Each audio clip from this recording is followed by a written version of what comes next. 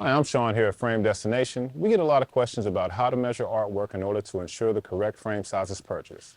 In this video, I'll show you our preferred measuring tool and clarify how to take accurate measurements, demonstrate how to measure prints, photos, or posters to avoid any mistakes in choosing frames or mats to showcase your art.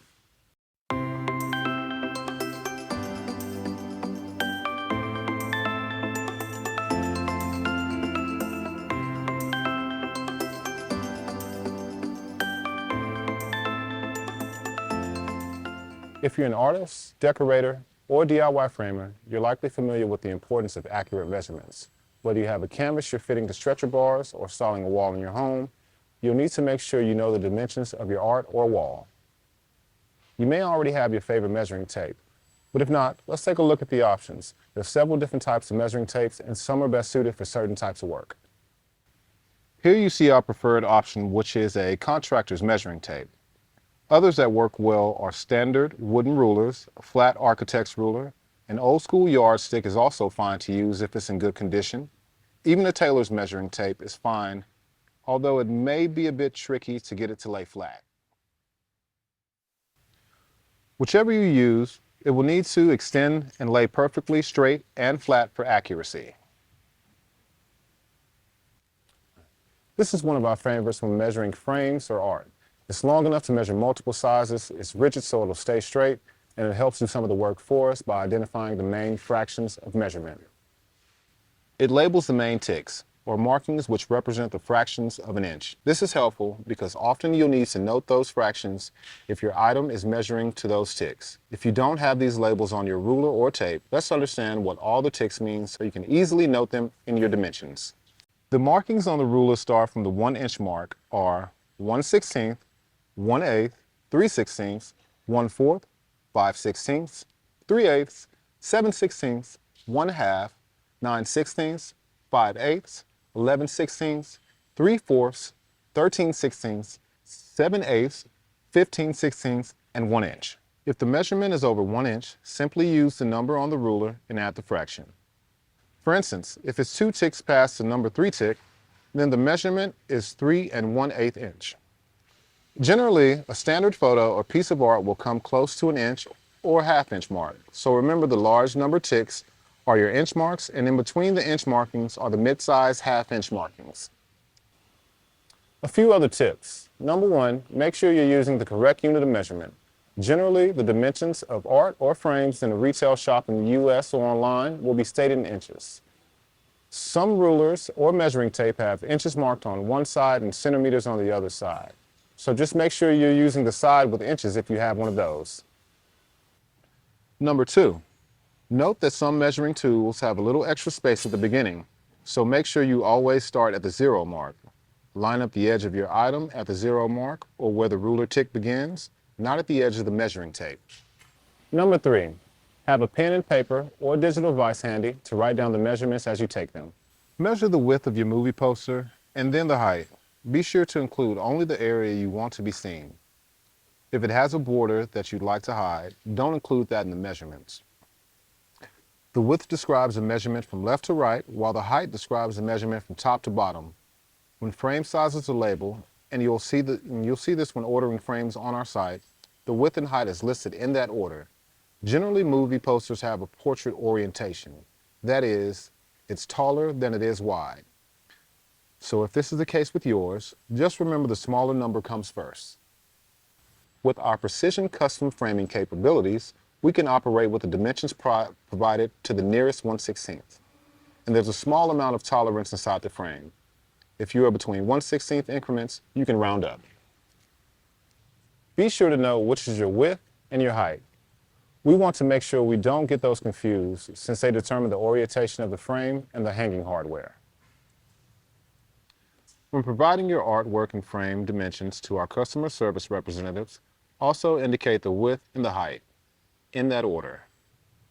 The last thing to consider is the depth, or the thickness of the item. If you have a flat piece of art or photograph you're framing, you typically won't need to note the measurements.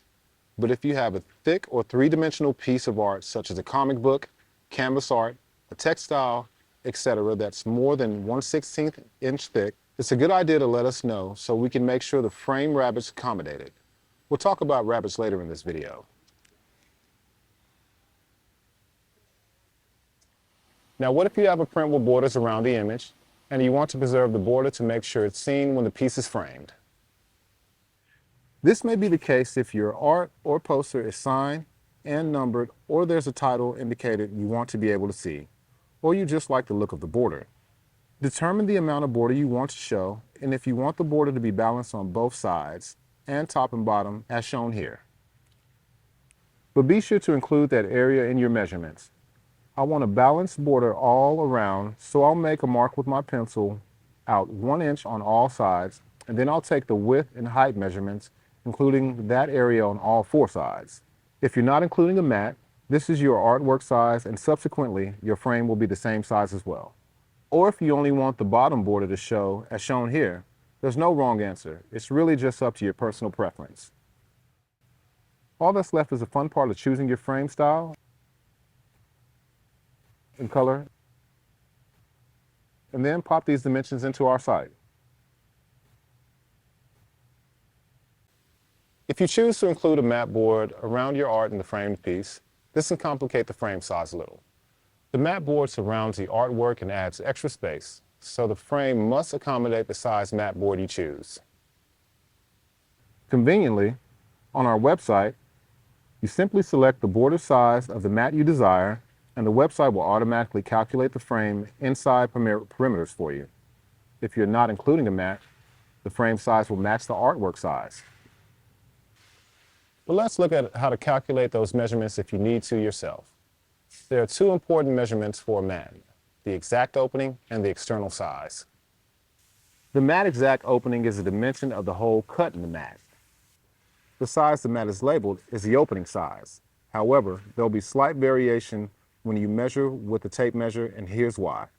The typical store-bought ready-made frame for an 8x10 photo may have a mat exact opening of 7.5 by 9.5. This is so that the mat will overlap the image by 1/4 inch on all 4 sides to hold the image down. For our frames that are smaller than 16 by 20, we reduce the overlap to 1/4, so it only covers 1/8 inch on all 4 sides. This can be especially useful for 5x7s, since covering 1/4 of an inch on both sides of a 5-inch photograph can be significant. Now on to the external size of the mat. The external size of the mat is the perimeter or the outside dimensions of the mat board. The mat's external size should match the dimensions of the glazing and the frame inside perimeters. For example, a mat board used to mount an 8x10 image in a frame that's 11 by 14 will have a mat external size of 11 by 14.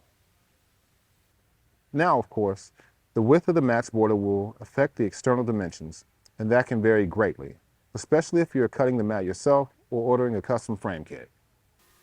If you already have a matted piece of art or have a mat you're going to use, what you want to do is measure the mat while it's laid on the image as you'd like it to appear within the frame.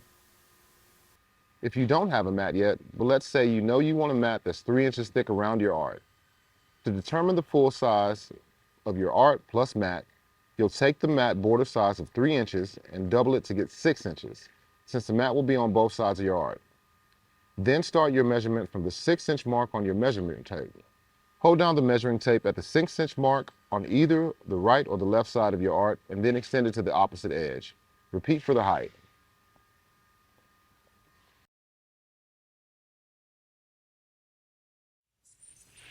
I bet you're wondering what in the world small furry creatures have to do with picture frames, Sean.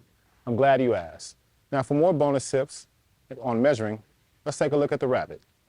The rabbit depth tells you how much room you have inside of the frame for your artwork, mat board, glazing, or mount board.